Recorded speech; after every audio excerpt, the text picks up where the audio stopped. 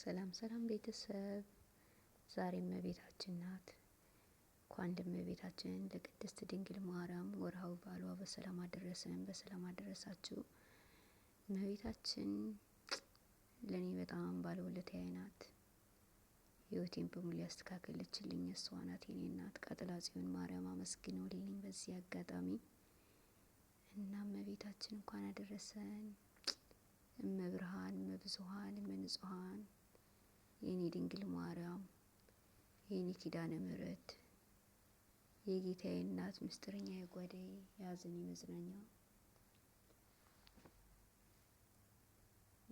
መጽናኛ ምስጢረኛ የጓዳዬ የአምላኬ እናት ኪዳነ ምሕረት ድንግል ማርያም ናት።